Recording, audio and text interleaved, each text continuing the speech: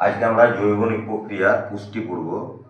আগেকার চ্যাপ্টারগুলিতে পুষ্টি, শ্বাস সংশ্লেষ, শ্বসন আলাদা আলাদাভাবে থাকতে এখনও আছে, কিন্তু এগুলোকে দুই ভাগে ভাগ করে দিয়েছে। আজকে আমরা যে বিষয়টা নিয়ে আলোচনা করব সেটা হচ্ছে পুষ্টি যা থেকে হয়, অর্থাৎ উৎপাদক থেকে যে খাদ্য শ্বাস সংশ্লেষ প্রক্রিয়া আমরা পাই, সেই খাদ্য প্রকারভেদ পুষ্টি সম্পর্কে এই বিষয়গুলিকে নিয়ে আজকে আমরা বেশি আলোচনা করব, যেটা জীবন সংগঠনের স্তরের মধ্যেও আছে। বর্তমান সময়ের পাঠ্যসূচিতে নবম শ্রেণীতে এরকমভাবে ভরা আছে, কিন্তু এগুলো আগে পুষ্টির সঙ্গেই সম্পৃক্ত থাকে। তাই পুষ্টি অর্থাৎ যার দ্বারা প্রত্যেকটা জীব, প্রাণী থেকে উদ্ভিদ, তারা তাদের জীবন পরিচালনা করার জন্যে চলন গমন, বেঁচে থাকা, জনন, বিভিন্ন প্রক্রিয়াগুলিকে, সাংগঠনিক স্তরগুলিকে উন্নত করার উদ্দেশ্যে যে প্রক্রিয়াটি কাজে লাগে তার নাম হচ্ছে পুষ্টি। তাহলে বিজ্ঞান এমন একটা জিনিস, আমি আগেও বলেছি এগুলো নিয়ে কীভাবে জীব তৈরি হয়েছিল, এখানে আমরা মশা তৈরি করতে পারবো, আমরা আলোচনা করেছি, কারণ পেছনের দিকের কথা কিছু না বললে ওরা হয় না। তাহলে স্বভোজী পুষ্টি আছে উদ্ভিদের, স্বভোজী, পরভোজী। কিছু উদ্ভিদকে আবার আমরা দেখি উদ্ভিদের উপরই তারা পুষ্টির রস শোষণ করে। তারপরে আমরা পরভোজী পুষ্টির মধ্যে করছি জীব যারা, স্বভোজীর মধ্যে আবার পরজীবী আছে, মিথজীবী আছে, অর্থাৎ এগুলো আছে পুষ্টির ভাগ। আমরা এই বিষয়টা নিয়ে আজকে আলোচনা করার থেকে এগুলো যখন যে শর্ট কোশ্চেনে আলোচনা করব তখন এটা দীর্ঘ ডিসকাস করব। আজকে আমরা আলোচনা করব যে গোটা বিষয়টা কি, what is this matter, nutrition. আমরা অপুষ্টিকরজনিত রোগে ভুগলে বলে ম্যাল নিউট্রিশন ইংরেজিতে বলি, এটা যে নিউট্রিশন। পুষ্টি একটা ধারাবাহিক পদ্ধতি, এখানে সালোক সংশ্লেষ লাগবে, সালোক সংশ্লেষ প্রক্রিয়ায় গ্লুকোজ তৈরি হয়, সেই খাবারগুলি আবার শ্বসন প্রক্রিয়াতে ভেঙে যায়, আবার পরিপাক তন্ত্রের মধ্যে দিয়ে সেটা বৃহদাকার অণু, ক্ষুদ্রাকার অণুতে পরিণত হয়, এবং আমাদের যে কোষ আছে প্রত্যেকটা বুঝিয়েছি, শরীরের মধ্যে যে কোষিকাগুলি আছে সেখানে মাইটোকন্ড্রিয়া আছে, শক্তি করে সেই খাবারগুলি সঞ্চয় থাকে। সেখানে আবার হরমোন বুঝিয়েছি, যে হরমোনের ইনসুলিনে এই খাবারগুলিকে ধীরে ধীরে ধীরে ধীরে ভেঙে দেয়, তাহলে একটু ধীরে ধীরে বুঝতে হয়। তাহলে পুষ্টি, এই প্রত্যেকটা প্রক্রিয়া একে অপরের সঙ্গে এমনভাবে সম্পর্কযুক্ত থাকে যে একটা ছাড়া আর একটা কখনো হতে পারে না। তাই এটাতেও বলছে, পুষ্টির সংজ্ঞাতে বলছে ভালোভাবে মন দিয়ে রিসাইট করতে হবে, আমার সঙ্গে সঙ্গে মনে রাখার চেষ্টা করতে হবে, কারণ আমি একটা বোর্ডে পুষ্টির সংজ্ঞাটা লিখতে পারছি না। আমি সংজ্ঞাটা টোটাল বলবো, কারণ এটার সংজ্ঞা হচ্ছে ক্ষুদ্রতর রূপ যার দ্বারা আমরা ওটা বিষয় সম্পর্কে স্বাভাবিক ধারণা করতে পারি এবং বাস্তবে একটা বিষয় সম্পর্কে বুঝতে পারি। তাহলে পুষ্টি কি? পুষ্টি বলছে যে সম্মিলিত মানে একসঙ্গে যারা কাজ করে, মিলিত অবস্থাতে, মিড পয়েন্টে, যে সম্মিলিত ধারাবাহিক উপচিতিমূলক বিপাক প্রক্রিয়া। আর বিজ্ঞানের সঙ্গে এমন একটা যে একটা অক্ষর বাদ গেলে বলে সেই বিষয়টা আমাদের আর ঠিকঠাকভাবে বোঝা যায় না। বিপাক প্রক্রিয়ারও আবার ভাগ আছে, বিপাক প্রক্রিয়া আবার দু রকমের হয়। বিপাক মানে ওই যে বৃহদাকার অণুকে ক্ষুদ্রাকার অণুতে ভেঙে শেষ পর্যন্ত আমাদের বসে যে গ্লুকোজের মধ্যে শোষণ প্রক্রিয়াতে আমরা যে শক্তি পাই 686 কিলো ক্যালোরি করে, আমাদের মানুষের ক্ষেত্রে বলছি, সেই শক্তিগুলো আমাদের প্রত্যেকটা জায়গাতে ঢুকছে। তাহলে এই বিপাক প্রক্রিয়াকে আবার দুভাগে ভাগ করা হয়, একটা যে উপচিতিমূলক বিপাক প্রক্রিয়া আর একটা যে অপচিতিমূলক বিপাক প্রক্রিয়া। একটা উপচিতিমূলক বিপাক প্রক্রিয়া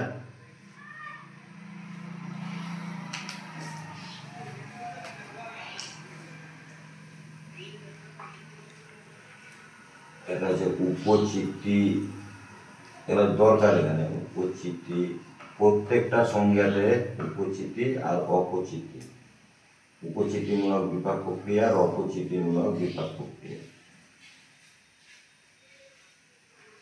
এই দুটো কি? উপচিতি মানে বলছে যে প্রক্রিয়াতে দেহের শুষ্ক ওজন বৃদ্ধি পায়, মানে যার দ্বারাতে আমাদের দেহের সুস্থ ওজন বৃদ্ধি পায়। আমাদের মনে হয় যে না, সারা দিন খেয়ে না থাকার পরে যখন আমরা ওআরএস খাই বা কোনো শরবত ফরবত খাই, আমাদের এনার্জি লাগে। এটা দেহের তাহলে পুষ্টি হয়েছে উপচিতিমূলক বিপাক প্রক্রিয়া। আর অপচিতিমূলক বিপাক প্রক্রিয়া মানে যেটাতে যেমন রেচন, হ্যাঁ, আমাদের দেহের শুষ্ক ওজন হ্রাস পায়, যারা শরীর খানে কেঁপে ওঠে আমাদের, এটাকে বলা অপচিতিমূলক বিপাক প্রক্রিয়া। বিজ্ঞান তো অনেক টার্ম আমাদেরকে ধীরে ধীরে বুঝতে হবে, তাই একদিনে ঠিকঠাকভাবে জিনিসগুলোকে বোঝা যায় না, আমাকে অনেকগুলি এপিসোড করতে হবে। তাহলে উপচিতি মানে হয়েছে যার দ্বারা শুষ্ক ওজন বৃদ্ধি পায়, কারণ এটা পুষ্টি সংজ্ঞাতে আছে, এটা আমাকে এটা বলতেই হবে। পুষ্টি সংজ্ঞাতে কি বলছে, যে সম্মিলিত ধারাবাহিক উপচিতিমূলক বিপাক প্রক্রিয়ায় খাদ্যকে আমি গ্রহণ করছি, তাহলে খাদ্য যদি গ্রহণ হয়ে যায়, তাহলে সেই খাদ্যটা গ্রহণ হওয়ার পরে তাকে বলা হয় গৃহীত খাদ্য। খাদ্য গ্রহণ, গৃহীত খাদ্যের পরিপাক মানে একবার মুখবিবর থেকে ক্ষুদ্রান্ত থেকে বৃহদান্ত থেকে পাকস্থলী পর্যন্ত একটা বিপাক প্রক্রিয়া চলছে, তাহলে এটা গৃহীত খাদ্য। তাহলে গৃহীত খাদ্য এটা পরিপাক হয়ে গেল। তাহলে খাদ্য গ্রহণ, গৃহীত খাদ্যের পরিপাক। তাহলে পরিপাক হলে পরে আবার দু রকমের জিনিস আছে, পরিপাক হলেও আবার দু রকমের বিষয় আছে। কী বিষয় আছে? পাচিত, এটা অপ্রাচ্য, যেটা সংবহনের মাধ্যমে আমাদের মলাশয়ে চলে যায় বা বেরিয়ে যায় অপ্রয়োজনীয় পদার্থ রূপে।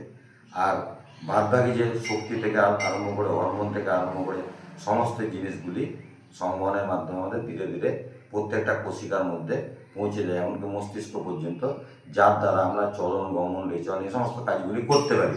এগুলোকে পুষ্টিকে স্বাভাবিকভাবে, কিন্তু যখন সংজ্ঞা বলবো তখন পরে একটা সূত্র গঠিত কাজগুলিকে আমরা ঠিকঠাকভাবে বোঝার আমরা চেষ্টা করব।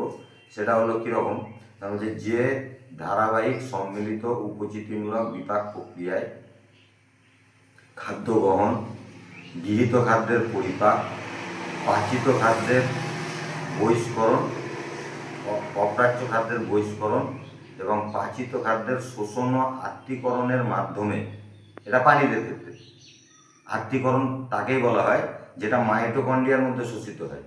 আমরা যেটা খাচ্ছি সেটা আমাদের মুখের মধ্যে শোষিত করছি, তাহলে আমাদের কোষের মধ্যে মাইটোকন্ড্রিয়া আছে, অ্যাডিনোসিন ট্রাইফসফেট আছে, সাইটোপ্লাজম আছে, গলগি বডি আছে, নিউক্লিয়াস আছে। এগুলো আমরা ধীরে ধীরে আলোচনা করেছি। এগুলো খুব মানে জোর গতিতে পড়ানোর বিষয় নয়, আমি বলে দিতে পারবো থরথর করে সংজ্ঞাগুলিকে, কিন্তু কেউ কিছু বুঝতে পারবে না। তাহলে বুঝতে গেলে যে ধারণাগুলি করতে হয় সেটা এইভাবে আস্তে আস্তে আমাদেরকে বুঝতে হয়।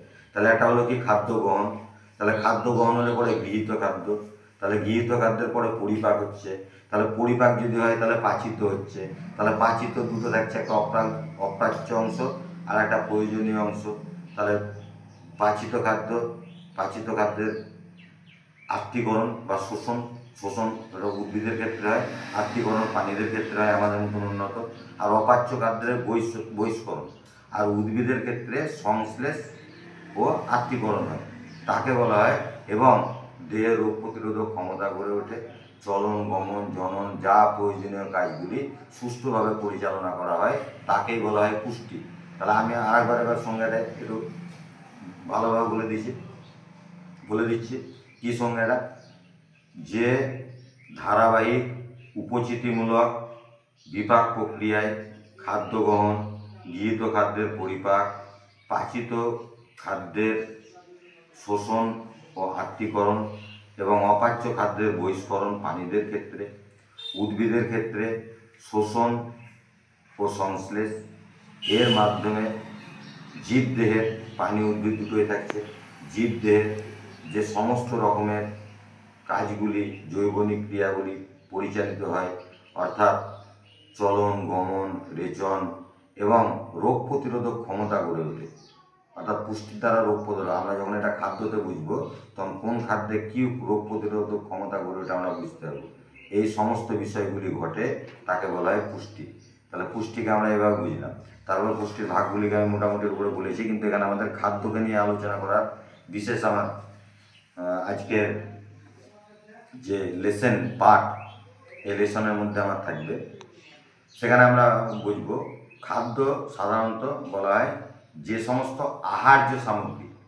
আমি যখন কোনো জিনিসকে খাদ্য একটা নামকরণ করছি, মানুষ যখন নামকরণ করে, বিজ্ঞানীরা যখন নামকরণ করে, তখন তার একটা টার্ম দিয়ে দেয়, একটা প্রত্যেকটা ক্ষেত্রে বিশেষ বিশেষ একটা করে রূপ দেয়, যেটা কি খাদ্যটা কি। খাদ্য আমি কানে ভরছি না, খাদ্য আমি মাথায় মেখে নিচ্ছি না এরকমভাবে, তা আমার হয়ে গেল। এরকম প্রাণীও হয়তো থাকতে পারে, আমার জানা নাই, কারণ বিজ্ঞানের মধ্যে অনেক ব্যতিক্রম থাকতে পারে। তাহলে খাদ্যটা কি, হোয়াট ইজ দিস ফুড, খাদ্যটা কি আমাদেরকে এটা জানতে হবে। খাদ্যটা হলো আমি যেটা গ্রহণ করছি, আহার্য, আহার করি। আহার কিসের দ্বারা করি? মুখের দ্বারা করি। আহার আমরা মুখের দ্বারা করি। তাহলে আমি এটা প্রাণীদের ক্ষেত্রে বলছি।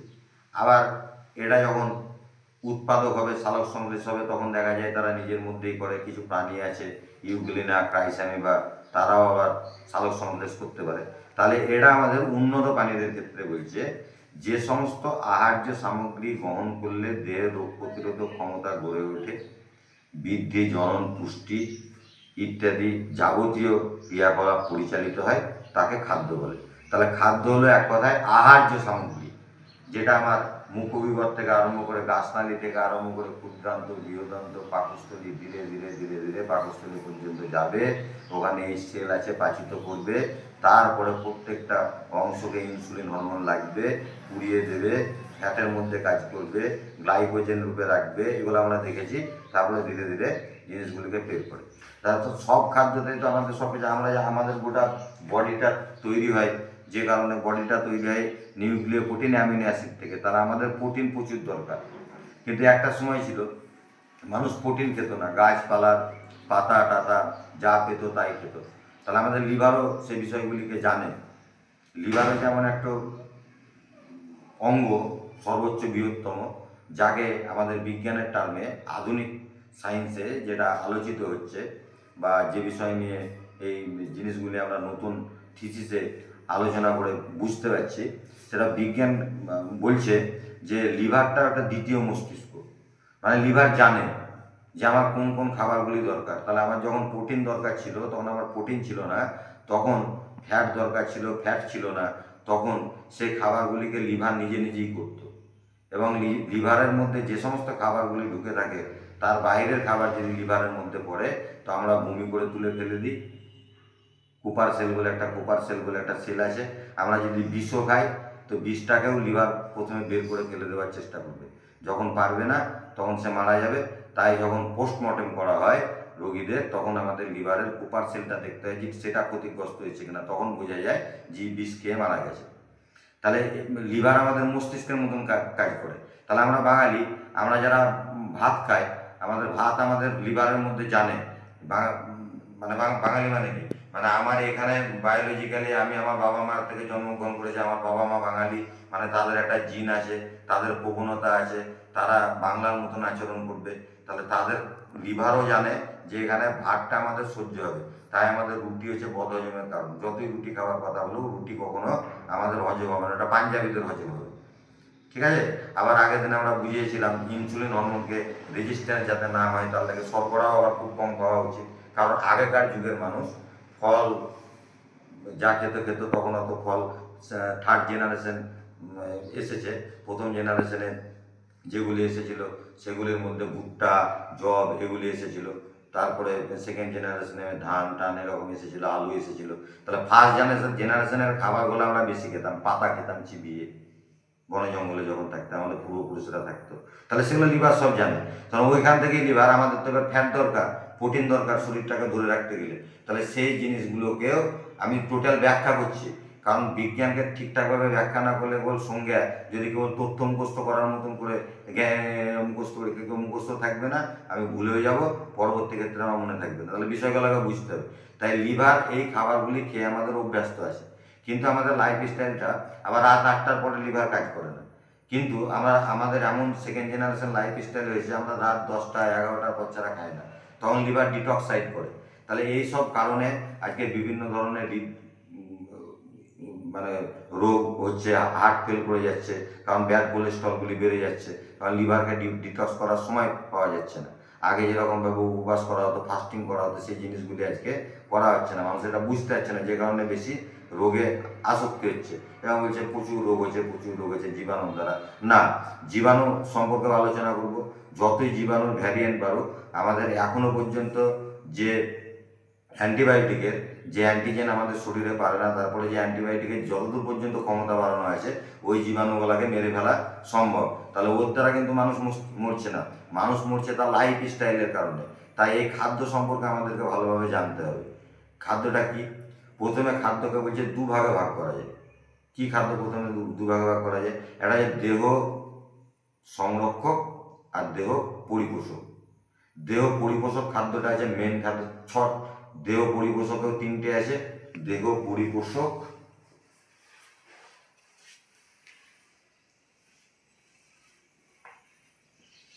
দেহ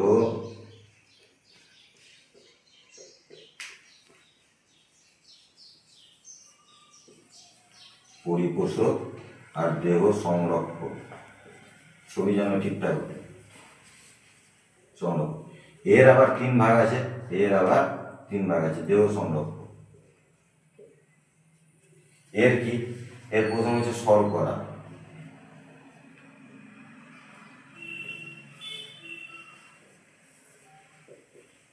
শর্করা যেটাকে কার্বোহাইড্রেট বলা হয়, আজকে বিরাট ব্যাপার, একবারে নিরামিষ আমিষ করে খুব করছে। 3 ধরনের খাবার হয় পানিতে, 3 ধরনের।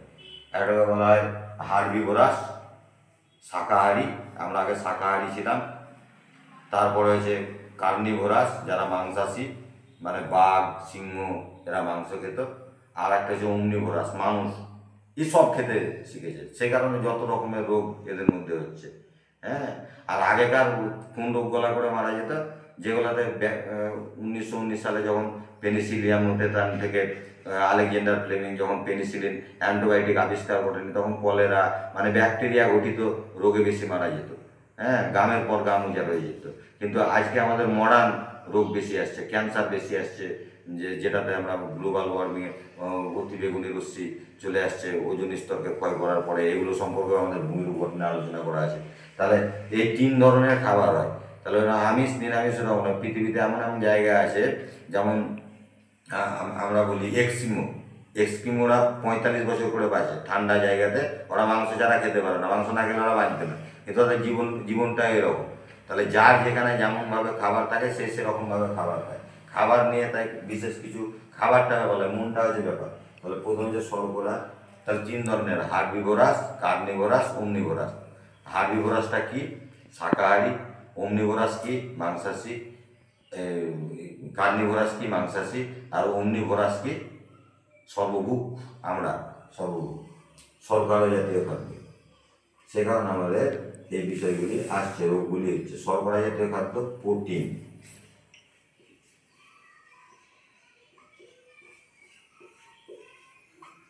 জাতীয় খাদ্য। 3 নাম্বার হলো প্রোটিনের পরে ফ্যাট জাতীয় খাদ্য। ফ্যাট, এটাকে লিপিডও বলে, ফ্যাট জাতীয় খাদ্য। এটাতে হচ্ছে ভিটামিনকে আবার খাদ্য পান বলে। এটাতে 1 নম্বরে হচ্ছে ভিটামিন। এগুলো ধরে রাখে, ভিটামিনকে খাদ্য পান বলে।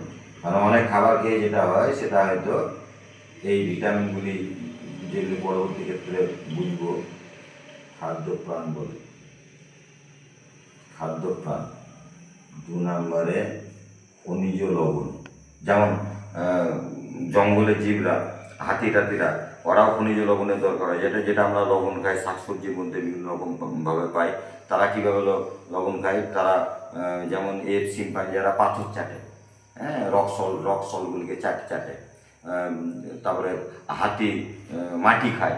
এই খনিজ লবণের এগুলো সত্যি প্রত্যেকটা জানবে। আমি শুধু ভাত খেয়ে নিলাম, শর্করা জাতীয় খাবার, প্রচুর ভাত খেলাম, তাহলে আমার কিন্তু লিভার একটু ক্ষমতা রাখে, সেটা প্রোটিন আর ফ্যাটে পরিণত করে দিয়ে আমার শরীরকে।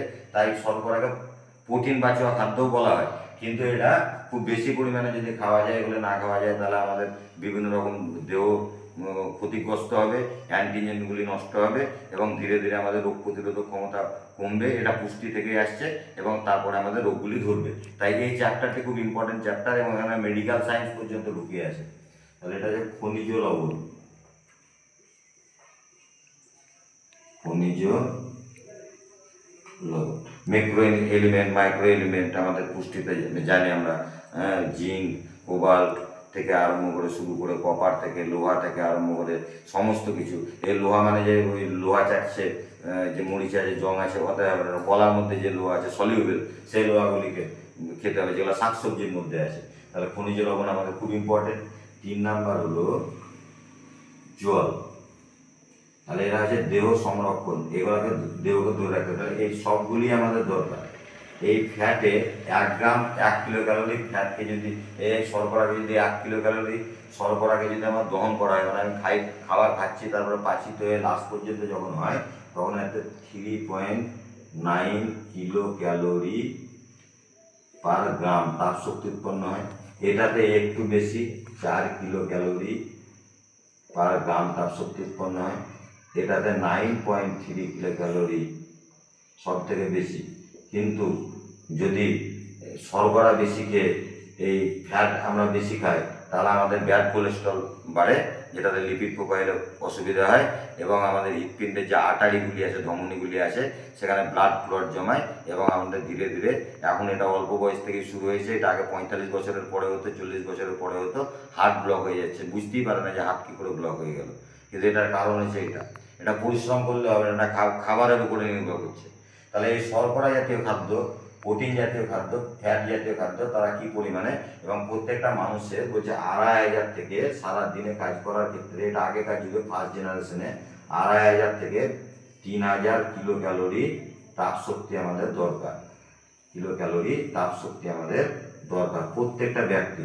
কিন্তু আমরা 2500 থেকে 3000 কিলো ক্যালোরি তাপ শক্তি খাচ্ছি, তারপরে চুপচাপ বসে থাকছি, কিছু কাজ করছি না, তখন অটোমেটিক্যালি আমার যে শক্তিটা ওখানে থেকে গেল, যে ফ্যাটটা থেকে গেল, তখন আমার ভুঁড়ি মোটাচ্ছে, বা আমার শরীরের পেশি মোটাচ্ছে, আস্তে আস্তে ইনসুলিনকে রেজিস্ট্যান্স করবে, এবং পরবর্তী ক্ষেত্রে এই ওবেসিটি থেকে আমরা পরবর্তী ক্ষেত্রে পড়াবো, স্থূলতা থেকে সমস্ত ধরনের রোগ হয়, এবং এই রোগগুলো থেকে কিডনির প্রবলেম হবে, সমস্ত ধরনের, এমন কোনো রোগ নাই যেটা এই খাবার থেকে। তাহলে এটাকে বলা হয় লাইফস্টাইল ডিজিজ। তাই আজকে লাইফস্টাইল বলে, জিরো ফিগার করার চেষ্টা করছে সব। এগুলো এই ব্যাপারগুলো বুঝতে হবে, এটা এমনি এমনি আসে না, কারণ বিজ্ঞান উন্নত, বিজ্ঞান আধুনিক হচ্ছে, পরবর্তী ক্ষেত্রে এগুলো আরও আধুনিক হবে। আমাদের খাবার সম্পর্কে গুলো জানার ধারণাটা আগে ছিল ফল খাও, প্রচুর পরিমাণে ফল খাও, এখন দেখা যাচ্ছে ফলে সব থেকে বেশি ক্ষতি করছে। তার মানে আমাদের আমাদের ফার্স্ট জেনারেশন লাইফস্টাইলে যেগুলো পাতা টাতা ছিল, কাঁচা মাংস খেত, হ্যাঁ, সেগুলো তো অত ক্ষতি করবে না, কারণ লিভার ওগুলো একা আছে। অন্য জিনিস হলে পরে লিভার তাকে পাচিত করতে হবে না, দীর্ঘদিন ধীরে পরে লিভার সেটাকে আস্তে আস্তে সহ্য করে, সেরকম অ্যালোপ্যাথিক ওষুধও লিভার সহ্য করতে পারে না। অ্যালোপ্যাথিক ওষুধের ক্ষেত্রে এখানে লিভারকে এমনভাবে কাজ করানো হয় যে একটা ট্যাপিক পুলিশ দেওয়া হলো, আমরা যদি 500 পাওয়ারের অ্যামোক্সিসিলিন খাই, তো সেখানে 250 কাজ করবে। এটা নিয়ম আছে কিছু, কারণ লিভার ওকে আটকিয়ে দেয়, প্রথমে আর খারাপ জিনিসটাকে বার করে ওকে অর্ধেক করে দেয়, সেই পরিমাণে বিজ্ঞানীরা বুদ্ধি করে তার ডোজটাকে বাড়িয়ে দিয়েছে। এবার দেখা গেল একসঙ্গে 5-6টা করে ওষুধ মারছে, হ্যাঁ, তাহলে একটা ট্যাপিক পুলিশ পাচ্ছে না, তখন লিভার বুঝতে হলে এই তো ফাঁক করে আমাকে বার হয়েছে, তখন লিভার কিন্তু আর খানিক শক্তিশালী হবে। লিভার এরকম শক্তিশালী হতে হতে যখন দেখবে যে না আরও পেছে, তখন লিভার আর যায় না, তখন cirrhosis of liver, fatty liver, এই সমস্ত রোগগুলো, লিভারের ক্যান্সার, এই বিষয়গুলি ঘটে। তাই লিভার আমাদের একটা মস্তিষ্কের মতন কাজ করে। এগুলো আমরা এই ভিডিওর দ্বারা বুঝতে পারবো। আমি প্রত্যেককে অনুরোধ করবো তারা যেন এই ভিডিওটি খুব সুন্দরভাবে আস্তে আস্তে ধীরে ধীরে শুনে। এই শর্করা জাতীয় খাদ্য 2 জায়গাতে থাকে। মানুষ ভাবে যে নিরামিষ খাবার, শর্করা জাতীয় খাবার কেবলমাত্র নিরামিষের মধ্যে থাকে। এটা উদ্ভিজ্জ এবং পানিজ 2 হিসাবেই কাজ করছে। হ্যাঁ, যেমন পানিজকে আমরা দুধ বলি, উদ্ভিজ্জ ক্ষেত্রে ভাত থেকে আরম্ভ করে, এগুলো আবার ভিটামিনের ক্ষেত্রে আছে, পালং শাক, যা যাবতীয় জিনিসগুলি শর্করা জাতীয় খাদ্য, গম, ভুট্টা, চাল, এগুলো থেকে আমরা শর্করা জাতীয় উদ্ভিজ্জ প্রোটিন পাই। আবার পানিজ প্রোটিন আমরা পাই দুধ থেকে পাই, আবার ডিমের সাদা অংশ থেকে পাই পানিজ শর্করা, এই জিনিসগুলি আমরা পাই। তাহলে উদ্ভিজ্জ পানিজ দুটোতে আছে। প্রোটিনের ক্ষেত্রে পালং শাকে আছে, ভাতেও কিছু পরিমাণে আছে, অল্প অল্প পরিমাণে আছে, ডাল, মসুর ডাল, বিভিন্ন ধরনের ডাল উদ্ভিজ্জগুলোর ক্ষেত্রে। আর পানিজ প্রোটিনের ক্ষেত্রে মাছ, মাংস, ডিম, এগুলো তো আমরা জানি। তারপরে কি বলবো, মাছ, মাংস, ডিম গেল, তারপরে আমরা বিভিন্ন ধরনের ডাল, ওই ডালটা বললাম, মসুর ডাল, তারপরে আরও কী কী ডাল আছে, কত আমার মনে থাকে না ডালগুলাকে, বিভিন্ন ধরনের ডাল বলে, ঠিক আছে ওই ডালগুলাকে। সেরকম ফ্যাটের ক্ষেত্রে ওই একই রকম। ফ্যাট আমরা সাধারণত উদ্ভিজ্জ প্রোটিনের, উদ্ভিজ্জ যখন আমরা ফ্যাট পাই তখন আমরা কী থেকে পাই, বাদাম, নারকেল, সরিষা, এই সমস্ত জিনিসগুলোকে পাই। আবার এটা মাংসের চর্বির মধ্যেও আছে, হ্যাঁ, যকৃৎ নিশ্চিত তেলের মধ্যেও আছে, এগুলি ফ্যাট পাই, তাহলে এগুলি আমাদের কাজে লাগে, এগুলি করলে পরে তার শর্করা, প্রোটিন আর ফ্যাট হলো। এর পরবর্তী ক্ষেত্রে যেটা আসছে সেটা হচ্ছে ভিটামিন বা খাদ্যপান। ভিটামিন বা খাদ্যপান এমন একটা জিনিস, যেমন উদ্ভিদের ক্ষেত্রে ব্যবহার করা হয়, অনুখাদ্য ব্যবহার করা হয়, মানে আমি যদি একতাল ভাতের মধ্যে যেটা পাচ্ছি সেটা এটা একটা ফলে পেয়ে যেতে পারি, এটাকে ভিটামিন বা খাদ্যপান বলে। এই ভিটামিন আবার দু রকমের হয়, এই ভিটামিন আবার দু রকমের হয়। একটা যে ফ্যাটে দ্রবণীয়,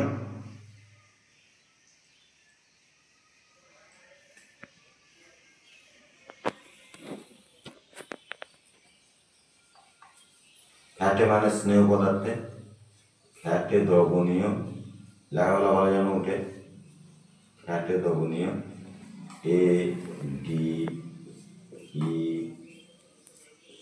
কে, আর একটা যে জলে দ্রবণীয়। এখানে বলে রাখা দরকার, আমাদের বইয়ের মধ্যে কিন্তু সমস্ত খাদ্যের নাম নাই, তার মানে কি বেগুন নাই বলে বেগুনে কি খনিজ লবণ নাই না ভিটামিন নাই, আছে। প্রত্যেকটা জিনিসকে লেখা যায় না, তাহলে বই অনেক বড় হয়, ডাটা অনেক বিরাট ব্যাপার। বিসিপি, বিসিপি, তাহলে এতে আমরা কী কী হয় জানি, আমরা রাতকানা রোগ হয়, তারপরে স্কিনোডার্মা হয়, মানে ব্যাঙের ভিটামিনের অভাবে ব্যাঙের চামড়া যেমন খসখসায়, পা গলাকে ওরকম খসখসায় হয়, তাহলে ভিটামিন এ কিসে কিসে আছে আমাদেরকে জানতে হবে। ভিটামিন এ যেমন বিভিন্ন রকমের ফলের মধ্যে পাওয়া যায়, হ্যাঁ, আম, আপেল, এই সমস্ত ফলগুলির মধ্যে ভিটামিন এ আমরা পাই। তারপরে ভিটামিন এর আরও গুরুত্বপূর্ণ সোর্স যদি বলা যায়, যেটা শর্করা জাতীয় খাদ্যগুলি, যা যা শর্করা জাতীয় খাদ্যতে আমরা পাই সমস্ত কিছু ভিটামিন এতে পাই। ডির সব থেকে ভালো জিনিস আছে, ডির আমরা প্রাকৃতিকভাবে পাই। আমাদের শরীরের মধ্যে যে ভিটামিন ডি সূর্যের মধ্যে আছে, আমাদের ত্বকে এটা সংশ্লেষিত হয়, এটা যে সব থেকে প্রাকৃতিক বা ন্যাচারাল। তাই আজকে আধুনিক যে বিশ্বের পাশ্চাত্য বিশ্ব জগৎ যারা উন্নত, তারা 1 ঘন্টা 8 ঘন্টা করে রোদে তারা বসে থাকে। তাহলে এগুলো আরও কিসে কিসে থাকতে পারে, মাংসতে থাকতে পারে, মাংসতে আছে, তারপরে ঢেকি চাটা চালে আছে, তারপরে পালং শাকে আছে, তাহলে এগুলো ভিটামিন ডি পাওয়া যায়। তাহলে খাবারগুলির মধ্যে ভিটামিন ডি পাওয়া যায়, তাই এটা খাদ্যের পান বলা হয়, এগুলোকে খাদ্যের পান বলা হয় এই কারণে। এবং ভিটামিন ডির অভাবে আমাদের হাড় ক্ষয় হয়ে যেতে পারে, এই সমস্ত বিষয়গুলো ঘটে। ইতে বন্ধ্যাত্ব হয়, ইতে বন্ধ্যাত্ব মানে বাচ্চা হয় না ভিটামিন ইর অভাবে। ভিটামিন ইও আমরা হ্যালিবার নিশ্চিত তেল, বিভিন্ন ধরনের তেলের মধ্যে পাই। আবার সমস্ত খাবার বলার মধ্যে যেগুলো কি বলবো ফ্যাট জাতীয় খাবারগুলি ছিল, সেই ফ্যাট জাতীয় খাবার মধ্যে মানে অল্পের মধ্যে লিঙ্ক করে বুঝিয়ে দেওয়ার চেষ্টা করছি, তাহলে ওইখান থেকে ওখানে চলে আসবে। ঠিক আছে, ভিটামিন কে, ভিটামিন কে এটা আমাদের একটা বিশেষ কাজ আছে, আমাদের হাড়ের মধ্যে ক্যালসিয়ামকে শোষণ করতে সাহায্য করে। ক্যালসিয়াম যে মাংস টাংসের যে খাবারগুলি আছে সেই ভিটামিনের কাজ কেবলমাত্র আমরা খেয়ে নিলাম ওটা না, ভিটামিনের দ্বারা আমাদের ক্যালসিয়াম পর্যন্ত অ্যাবজর্ব হয়। আমাদের যদি ভিটামিন কে কমে যায় তাহলে আমাদের শরীরের মধ্যে ক্যালসিয়াম অ্যাবজর্ব হবে না, কাউরির পা ভাঙলে হাত ভাঙলে অটোমেটিক্যালি ক্যালসিয়াম অ্যাবজর্ব হবে না। এই বিটা অনেক B1 B2, হ্যাঁ, ফাইব্রোটিন এরকমভাবে আছে, B12 আছে, B12কে সাইনোকোবালামিন বলে, B12-এর কারণে রক্তাল্পতা হয়। আমাদের এটাকে বলা হয় ভিটামিনের একটা বিরাট বড় আধার। এই বিরাট বড় আধারের মধ্যে ভিটামিনে এখান থেকে কী কী রোগ হয়, আমাদের মস্তিষ্কের রোগ আসতে পারে, আমাদের মস্তিষ্কের মানে স্নায়ু শক্তি কমে যেতে পারে, আমাদের রক্তাল্পতা হতে পারে। ভিটামিন বি থেকে প্রচুর রোগ হয়, ঢেকি চাটা চালের মধ্যে পাওয়া যায়, শর্করা জাতীয় খাবারগুলোর মধ্যে পাওয়া যায়। আবার এই এটা মাংসের মধ্যে পাওয়া যায়, ডিমের মধ্যে পাওয়া যায়, মাছের মধ্যে পাওয়া যায়, ডিম এভরিথিং, প্রত্যেকটা জিনিসের মধ্যে ডিম আছে, ভিটামিন আছে, কিন্তু এটা সম্পূর্ণরূপে থাকে না। যে 6টা আমি যখন সুষম আহার পড়াবো হ্যাঁ, সুষম আহার বলছে যে খাদ্য উপাদানে যে খাদ্য উপাদানে ছটা গুণই পরিপূর্ণরূপে থাকে তাকে সুষম আহার বলতো। আগে দুধ বা ডিমকে বলতো, কিন্তু এখন তা বলে প্যাকেট খাবার, হরলিক্স, কমপ্ল্যান, মানে ওর মধ্যে সমস্ত ধরনের জিনিসগুলো ওমেগা 3 ফ্যাটি অ্যাসিড থেকে আরম্ভ করে সব কিছুকে ভরে রাখা হয়। কিন্তু ডিম সব কিছুই আছে, ছটা উপাদানই আছে, কিন্তু অল্প অল্প পরিমাণে আছে, মানে সম্পূর্ণরূপে নাই, সম্পূর্ণরূপে নাই। তাহলে ডিম আমাদের প্রত্যেকটা ভিটামিন থেকে আরম্ভ করে ডিম একবারে মাস্ট ডিমের মধ্যে আছে। হ্যাঁ, 2 নম্বর আছে ভিটামিন সির অভাবে এটার ধরুন আমাদের আবার মৃগী রোগ হয়, অ্যালজাইমার রোগ হয়, মানুষ ভুলে যায়, চিনতে পারে না, এগুলো ভিটামিন বির অভাবে। মুখে ঘা হয়, হ্যাঁ, অনেক কিছু হয় ভিটামিন বি, মানে সব থেকে বেশি রোগ হয় ভিটামিন বি। আর এটাতে রিকেট রোগ হয়, তারপরে মাড়ি স্কারবি রোগ হয় ভিটামিন সির অভাবে। কিসে আছে? টক জাতীয় ফলে আছে, যেমন আমরা যদি বলি যেটাকে বলে টমেটো, বিলাতি বলছে, গোদা বাংলা কথা চলে আসে, টমেটোগুলি, ওই টমেটো বলার পরে ওগুলা ভিটামিন ইতে আছে, সিতে আছে, ভিটামিন কিউতে, ডিম এগুলো আছে। তাহলে এগুলোকে আস্তে আস্তে আমাদের ধীরে ধীরে, আজকে এটাও বললাম আমরা, সুষম আহারও বললাম। এবার এই সুষম আহারগুলিকে আমরা যে কীভাবে পাচিত করি তার জন্য একটা সিস্টেম আছে, তাকে বলা হয় BMR, basal metabolic rate, BM. আর এবারে খাবারগুলা খাবো, এটাকে বলা হয় ব্যাসাল মেটাবলিক রেট। এটা আবার কীভাবে হবে? আমার একটা দেহতল আছে, বডি আছে, আমি ঘুম আছে, এবং মাথা থেকে আরম্ভ করে এবং বডি আছে। তাহলে বলছে আগেকার যুগে আমার সবসময়ই হয়, হ্যাঁ, একটা মানুষ যখনই ওআরএস খাবে তখনই সে এনার্জি পাবে, সারাদিন হয়তো কিছু খায়নি, এনার্জি একবার ওআরএস খাওয়ার সঙ্গে সঙ্গে। কিন্তু যখন বিজ্ঞান আস্তে আস্তে প্রস্ফুটিত হচ্ছিল তখন ওটাও ঠিক। এটা বাচ্চাদের ক্ষেত্রে হয়, বাচ্চারা 22 ঘন্টা 24 ঘন্টা ঘুমায়, ওদের যত ঘুমাবে তত ভালো। হ্যাঁ, মা বাবাতে এসে বলে যে বাচ্চা ঘুমাতেই শুধু ঘুমিয়ে যাচ্ছে। বাচ্চাদের কাজ এসে ঘুমাবে, হাড় গঠন হবে, সব কিছু হবে, কারণ ঘুম ঠিক থাকলে পরে মস্তিষ্ক ঠিক থাকবে, নার্ভাস সিস্টেম কাজ করবে এবং সমস্ত কিছু কাজ করবে। তা বলছে 12 থেকে 18 ঘন্টা সম্পূর্ণ বিশ্রামরত অবস্থায় মানব দেহের 12 থেকে 18 ঘন্টা সম্পূর্ণ বিশ্রামরত অবস্থায় খাদ্য গ্রহণের পরে আমাদের শরীরের প্রতি বর্গমিটার দেহতল থেকে যে ন্যূনতম তাপ শক্তি উৎপন্ন হয় তাকে বলা হয় ব্যাসাল মেটাবলিক রেট আমাদের প্রতি বর্গমিটার থেকে। হ্যাঁ, আমাদের দেহতলের প্রতি বর্গমিটার থেকে এটাকে বলা হয় ব্যাসাল মেটাবলিক রেট। আমরা দেখতে পাই যে খাবার খাওয়ার পরে যখন ঘুম থেকে আমরা উঠি, তো আমাদের এখানে আমরা ঘামছি, তার মানে কি আমাদের বিএমআর বা ব্যাসাল মেটাবলিক রেটটা হলো। তাহলে এটা মেন কাজ করে। কিন্তু এবার এই যে স্থূলতা থেকে যে রোগগুলি হয়, যেটাকে নিয়ে প্রথমে বললাম, আজকে ওটা বলে একটু ছেড়ে দেবো, ভিডিও অনেক দীর্ঘ হচ্ছে, ওগুলোকে নিয়ে আরো দীর্ঘ আলোচনা করবো। সেটা হচ্ছে বিএমআই।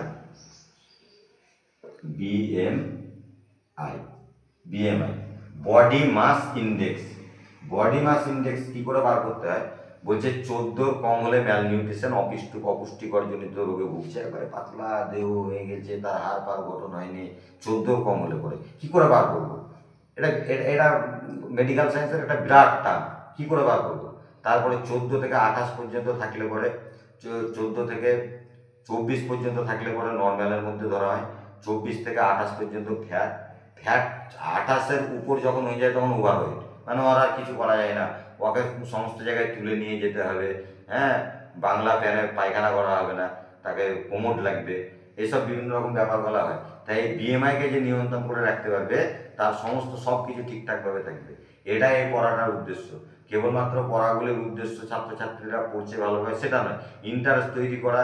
এখান থেকে মেডিকেল সায়েন্স আসে, এখান থেকে যে মেডিকেল সায়েন্সগুলোকে কাজে লাগিয়ে আমাদের জীবনটাও যাতে ঠিকঠাকভাবে পরিচালিত হয় সেই জিনিসগুলোকে।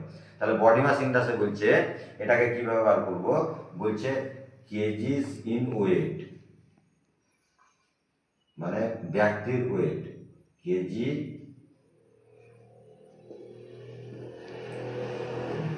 ইন ওয়েট, কেজিতে ওয়েটটাকে নিতে হবে, তাকে ভাগ করতে হবে মিটার স্কোয়ার, মানে হাইট মিটার স্কোয়ার, মানে হাইটকে মিটারে বার করতে হবে, মিটার স্কোয়ার। এটা ভাগ করলে যেটা আসছে সেটা হচ্ছে বিএমআই। আমার ওজন যদি 62 কেজি হয় এখন বর্তমানে, আগে 75 কেজি ছিল, 62 কেজি হয়, আর আমার 5 ফুট 6, তাহলে 5 ফুট 6 হলে পরে 5 ফুটে হলো 3×15 150, আর 6 ইঞ্চিতে হচ্ছে 15, মানে 165, মানে 1.65, এটা মিটার তার বর্গ বর্গ। এটা আমি বিএমআইটা বার করবো, metre square. 1. Assistant cameraman 1.565 into 1.65 কত হচ্ছে দেখা যাক। তাহলে আমি বিএমআইটা এইভাবে বার করতে পারি। বিএমআই বার করার লেগে চার্ট দেখার কিছু দরকার নাই, ক্যালকুলেটার চালু করে তাহলে 62/1.65 ইন্টু 1.65, 1.65 ইন্টু 1.65, এটা হলো ভাগ করার পরে 2.72, এটার বর্গ করলে তাহলে 62কে 2.72 দিয়ে ভাগ করলে কত হয়? 62 থেকে 7.2 ভাগ করলে কত হয়? 22.79, 22.79, মানে 24 পর্যন্ত, 14 থেকে 24 পর্যন্ত ভালো। তার মানে আমার হাইট অনুযায়ী আমি কিন্তু 24-এর খুব কাছাকাছি, মানে ফ্যাটের কাছাকাছি যাচ্ছি, অত কমিয়েছি শরীর আগে। হ্যাঁ, অত আমি শরীর কমিয়েছি শর্করা জাতীয় খাবার খেয়ে। আগে 75 কেজি 77 কেজি খুব দৌড়তাম, ভোরবেলাতে ছুটাছুটি করে কোনো কাজ হয়নি, কিন্তু তাতেও আমার 24-এর কাছাকাছি। এটা যদি 20 থাকে, 14 থেকে 24-এর মধ্যে যদি 20 থাকে, 19 থাকে, তাহলে খুব ভালো হয়। এটাকে বলা হয় বডি মাস ইন্ডেক্স। আজকে এত পর্যন্ত।